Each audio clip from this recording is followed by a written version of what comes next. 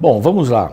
Nós estamos agora no capítulo 30, ainda temos o monólogo tem mais um capítulo ainda, o monólogo de Jó, depois vem Eliú, que vai falar um monte de coisas aqui. Mas neste capítulo, como eu estava mencionando, né, Jó lembra no capítulo anterior como ele vivia feliz. Ele ajudava os pobres, ele era respeitado. Bom, pelo fato dele chegar à porta da cidade e os jovens se levantarem para dar espaço para ele poder se assentar, saírem, né, inclusive, e os idosos se levantavam em sinal de respeito a ele. Uma pessoa extremamente respeitada, né, pelo que ele era e pelo que ele fazia. E ele diz, aí já mencionei, né, o que ele fazia aqui, cuidava da viúva, do órfão. Ele era os olhos, eu gosto dessa expressão, ele era os olhos dos cegos, os pés dos coxos. Que atitudes sensacionais aqui. Bom, e aqui neste capítulo 30 eu disse, né, começaria com mas, e começa com mas mesmo. Tudo estava certo, tudo estava indo bem, ele faz uma retrospectiva de como a sua vida era feliz, mas agora se riem de mim os de menos idade. Aqueles que me respeitavam, os que têm menos idade do que eu, riem de mim, e cujos pais eu teria desdenhado de pôr de lado dos cães do meu rebanho. Quer dizer, eles não tinham nem valor para serem comparados aos cães. Então, esses jovens mais novos, cujos pais não tinham boa índole, agora, que eram pessoas que de fato eram inferiores a ele de alguma maneira, né? No sentido de bondade, integridade, esses zombam dele. E ele continua falando de vários, né? De que também me serviria as forças das suas mãos, homens cujo vigor já pereceu. Então, esses são os que zombam de mim. De míngua e fome se debilitaram, roem os lugares secos, desde muito em ruínas e desolados, são esses que zombam de mim. E vai, do meio dos homens são expulsos, grita-se contra eles, como se grita atrás de um ladrão. São filhos de doidos, verso 8, ele fala ainda aqui, né? Vivem em cavernas e rochas, habitam nos desfiladeiros, verso 6, verso 8, então, são filhos de doidos, raça infame, e da terra são escorraçados. São esses que zombam de mim. Quer dizer, eu estou numa situação horrível. As pessoas primeiro me davam a primazia, me ouviam, queriam ouvir meu conselho, mas hoje estes homens zombam de mim. E zombam assim. Aqui ele diz, abominam-me, fogem para longe de mim e não se abstêm de me cuspir no rosto, verso 10. Horrível, né? Não se abstém de me cuspir no rosto. Quer dizer, é o prazer daquele que numa classe social está mais baixa, não é? Mais baixo do que, no caso aqui, Jó. E quando Jó cai também, tem o prazer de humilhá-lo. Agora nós vamos pegar esse camarada que era isso, era aquilo, mas ele já se apresenta no capítulo anterior dizendo que ele cuidava dos que não tinham defesa, cuidava dos pobres, dos necessitados, dos coxos, dos cegos, ele ajudava as viúvas, ele estendia a mão, ele era querido, né? Ele era esperado para dar sua opinião, para dizer alguma coisa, porque ele era amigo de Deus e andava com Deus. Essa é a grande diferença. As pessoas que o tinham em alta consideração viam esse aspecto de Deus na vida dele. Você também, ao andar com Deus, você também, ao desfrutar da companhia de Deus, ser amigo de Deus ou amiga de Deus, você não vai ser a mesma pessoa. E vai ser buscado como Jó era buscado. Vai ter o seu respeito. Vai ter também uma tribulaçãozinha. Sempre vamos ter isso. Mas as pessoas que estão ligadas a Deus conseguem ter sabedoria. Porque a sabedoria só vem através de Deus. Essa sabedoria que salva, sabedoria que dirige a vida e que nos leva para o seu reino, só pode vir de Deus. Só pode vir de Deus. Então aqui ele continua essa sua essa sua trajetória, né? E agora eles como que estão se vingando, porque eu era rico e agora sou pobre. Tinha uma vingança baseada na inveja. Inveja também, eu quero tirar o que você tem, é parecido com cobiça. Eu quero ter o que você tem, mas eu não vou me satisfazer, eu quero tirar o que você tem. Eu não quero mais que você tenha. Uma inveja tremenda. Bom, você está no mesmo nível que nós agora, você ficou pobre, então agora nós vamos cuspir no seu rosto. Nós tínhamos vontade e inveja de você ali naquele tempo. Bom, ele fala aqui, e vai até aqui embaixo, no capítulo 30, verso 11, né? Falando sobre esses que agora eram pessoas más, são pessoas más e são esses que zombam. Havia respeito, mas eles zombam hoje. Aí ele começa a falar um pouco da situação dele. À direita se levanta uma súcia, um vagabundo, uma coisa assim, e me empurra. E contra mim prepara o seu caminho de destruição.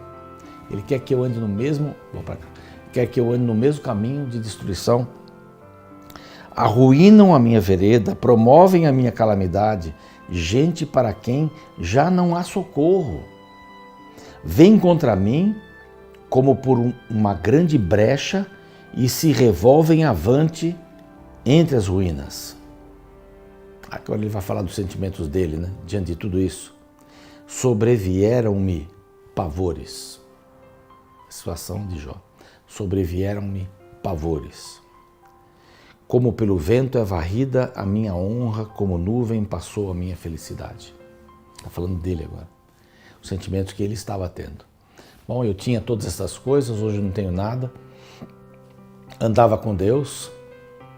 Ainda quero andar com Deus. Eu não tenho nenhuma intenção de desconhecer a Deus como Criador. Eu não tenho nenhuma intenção de desconhecer a Deus como mantenedor da vida. Não, mas eu só não entendo porque Deus não vem falar comigo e me diz qual é o pecado que eu tenho para receber essa situação. Segundo os meus acusadores é assim. Mas eu conhecia Deus e agora Ele colocou a sua mão sobre mim. Como se colocasse o dedo, né? Apertando a vida dele. É só isso que eu não entendo. Porque eu, sendo um homem íntegro, isso acontece comigo. Então ele tinha que aprender, os seus amigos tinham que aprender também, e nós temos que aprender a respeito da pessoa de Deus. Quem é Deus? A justiça de Deus. Deus não descarrega sobre nós a justiça retributiva, mas nós vivemos num mundo de consequências. As consequências são obreiras de Deus. Elas trabalham para Deus, para a gente poder pensar um pouco mais.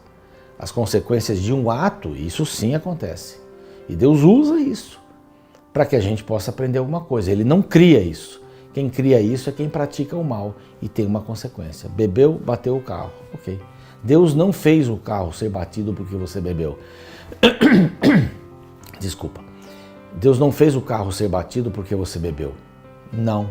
Porque tem muitos que bebem, muitas pessoas que bebem e o carro não bate. Não matam ninguém e não se matam. Então não é essa a questão. E Jó está dizendo aqui, desculpe, ar-condicionado, para, volta, a garganta fica meio assim. Estou falando bastante também esses dias.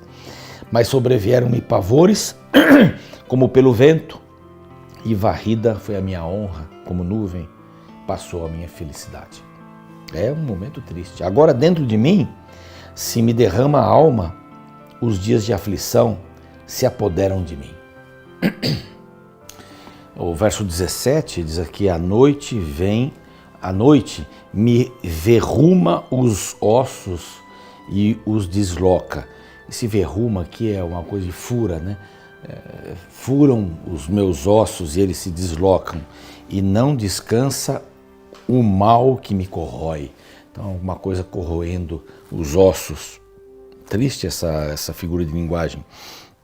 Pela grande violência do meu mal, está desfigurada a minha veste. Mal que me cinge, como a gola da minha túnica. Quer dizer, a roupa não é nem mais importante, nem dá para usar roupa com tantas feridas que eu tenho aqui, que eu levo comigo. Então, eu só não estou entendendo isso. Por que é que eu tenho que sofrer? Agora vem o verso duro aqui. Deus, tu me lançaste na lama. Isso é uma vergonha falar uma coisa dessa, né? Mas Deus permite que a gente fale assim com Ele. Mas a gente não tem que ter respeito para com Deus? Tem, claro. Mas você não pode ser um ator diante de Deus. Atuar. Pai, te agradecemos pela vida. Você pode até agradecer, mas Ele prefere que alguém fale de coração para Ele. Olha, Pai, eu preciso te agradecer, mas eu não estou encontrando nenhum motivo para te agradecer hoje, porque tudo deu errado na minha vida. Isso é uma ofensa. Você está dizendo para Deus?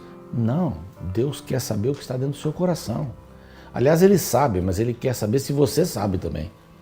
E falar, ser honesto para com Deus é importante. Como Ele diz assim, Deus, verso 19, tu me lançaste na lama e me tornei semelhante ao pó e à cinza. Mas, ó, ao mesmo tempo que ele está acusando a Deus, ele está também tomando a Deus como juiz e dependendo dele, dizendo assim, clamo a ti e não me respondes. Estou em pé, mas apenas olhas para mim. Tu foste cruel comigo. Esse aqui é o ponto de vista de Jó. Ele não está enunciando aqui uma característica de Deus, é o ponto de vista dele. Ele está dizendo assim, tu foste cruel comigo, com a força da tua mão tu me combates, levantas-me sobre o vento e me fazes cavalgá-lo, dissolve-me no estrondo da tempestade, pois eu sei que me levarás à morte. E a casa destinada a todo vivente, esta é a casa destinada a todo o vivente. Então eu clamo, meu grito de socorro. Vejam bem aqui, ele está reclamando com Deus, está acusando a Deus, mas está falando com ele. Jó nunca perdeu esta visão de que Deus era maior do que ele, só que ele não estava entendendo o que estava acontecendo na sua vida. Olha só o que ele fala agora no verso 25. Acaso não chorei sobre aqueles que atravessava dias difíceis, ou se angustiou a minha alma pelo necessitado? Sobre aquele que atravessava dias difíceis, né? Ou não se angustiou a minha alma pelo necessitado? Onde é que estão meus amigos? Ele dá uma palhinha aqui volta ao 29, né, para dizer o que ele fazia. Até. Eu chorei sobre os que atravessavam dificuldades, uma maneira direta aqui do texto, né? Aqueles que estavam com a alma angustiada, eu orei e chorei por eles, eu trabalhei por eles. Então, onde estão os meus amigos? Onde estão as pessoas para me apoiar nesse momento? Não há ninguém, ó, veja bem, não havia ninguém que o apoiasse.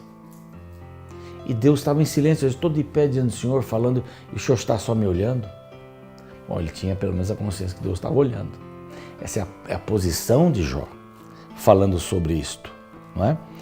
E ele vai também. Aguardava eu o bem e eis que me veio o mal, eu esperava a luz e me veio a escuridão. O meu íntimo se agitava sem cessar e dias de aflição me sobrevêm. Não é? Sou irmão dos chacais, companheiro de avestruzes, não posso contar com ninguém. Estou sozinho, a minha harpa desafinou. Na vida, às vezes, a gente tem essa atitude. Mas fale com Deus. Nunca deixe de falar com Deus. Não que Ele precise explicar o motivo pelo qual você foi desempregado. Não. Talvez foi culpa sua mesmo. Talvez você foi o mais novo e eles começaram a mandar embora os mais novos.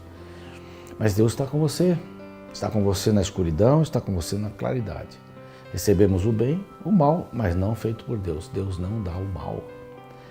Então, ele vai entendendo algumas coisas aqui, mas ainda ele culpa a Deus e ainda vê a Deus como um juiz.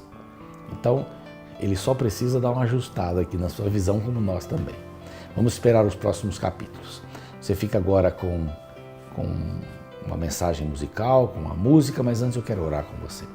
Pai bondoso, que a tua bênção esteja sobre nós e se alguém está passando um momento de luto, de dor, de doença, de lágrimas, de solidão, que ela possa ter certeza da tua presença.